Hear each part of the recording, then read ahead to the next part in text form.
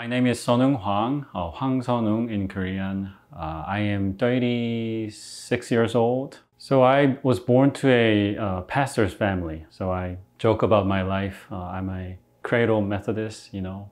This is kind of silly, but I wanted to go into politics. It's kind of strange, but in my elementary school period, I realized the world was unfair. It's strange. I think it's a strange thing to think about, like for an elementary school kid. But I thought something was wrong. So, and I wanted to, bring about change in the Korean society.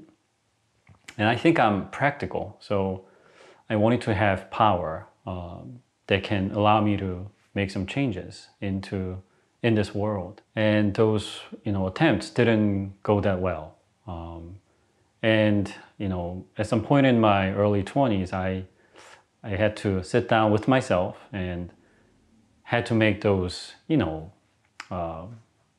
like it's like your GPS. You have to sometimes, explore other routes. So when I came to the States, I already was on a different path. So I majored in theology in my college. And after college, I came to the States to study a little more about the Bible and church. America is a home to me, and I lived in Nashville for 9 years. I got married, I went to school, I got ordained, I had a kid. So America has, those different feelings to me. I wanted to study abroad. I wanted to broaden my perspective, stuff like that. I wanted to explore and experiment new things. So I think America was a perfect place for my, exploration and experiment. The country I grew up in was mostly homogenous, ethnically, racially. So I wasn't aware of this thing called race. I learned that in my social studies classes, but I guess I didn't really have a sense about it. And coming to the States, I realized, these are real things. And I thought it was neat that, this country is so big that, it can hold all these different children from different places and cultures. So that was really eye-opening for me.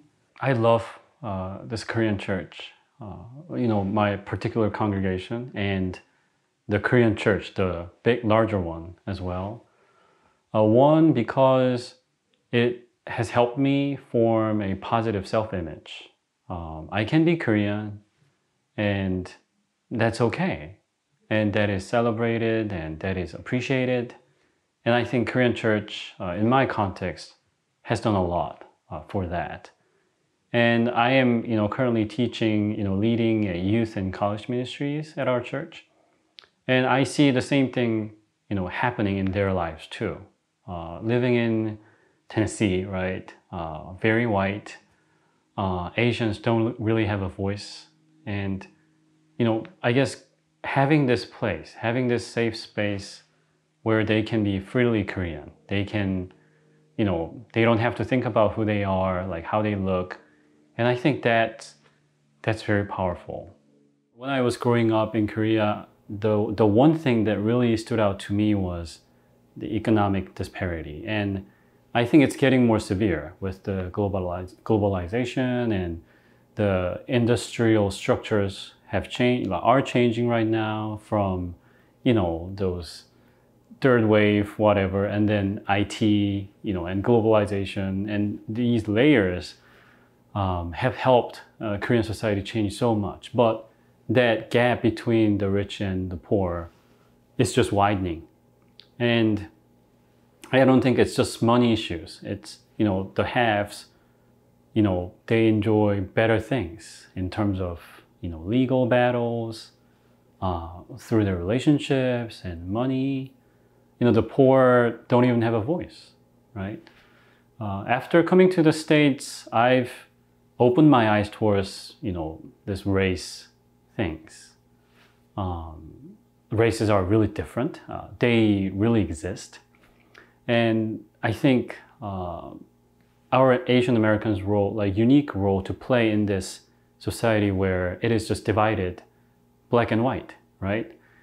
Our struggle is, yes, we have to find our own voice as well, but at the same time, I think we have to understand those African Americans and their struggles, historic struggles, and how, I'm sorry, but Asian Americans played a role to solidify the structures, the hierarchies, right? What we call like model minority or those things, right? So I think Asian Americans have a special role to play in this struggle, probably bridging the gaps.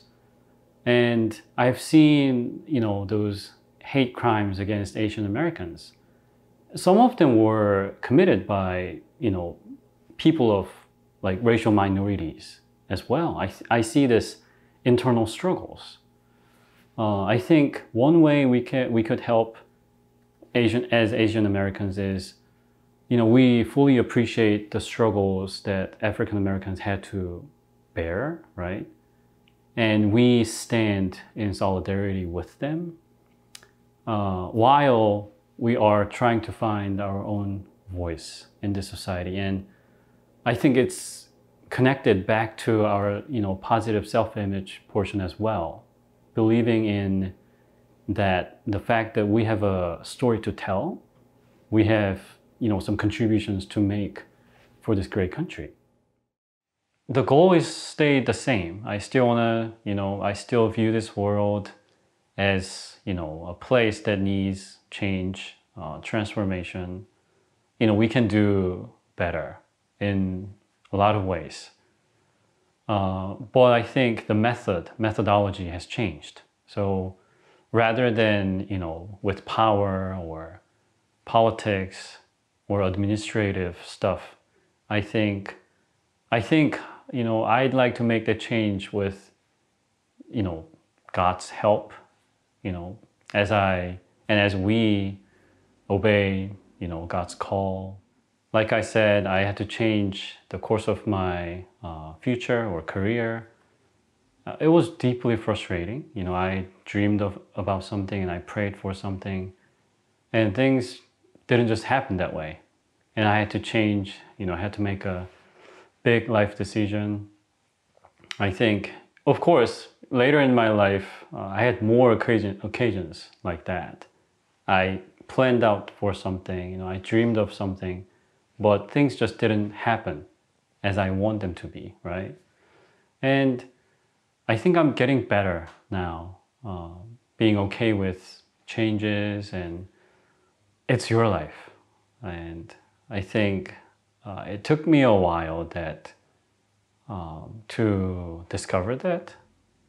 And in the process, I felt very discouraged or frustrated because, I thought I had to live my life in a certain way, fulfilling people's expectations. And I think I've wasted my life in such a way a lot. So I guess the first thing I'd like to teach my, kids or want them to learn is it's your life. You make decisions, right? You pray about it. And, it's your life. Follow your heart, good American sayings, right? Follow your heart and know your passion, discover your passion, stuff like that. And then, I guess connecting to, the values I have, you have to remember there are more important things than others, like your family, like your faith, keeping your identity, right? Those things. Yes. My name is Seonwoong Hwang, and this is my Korean American story.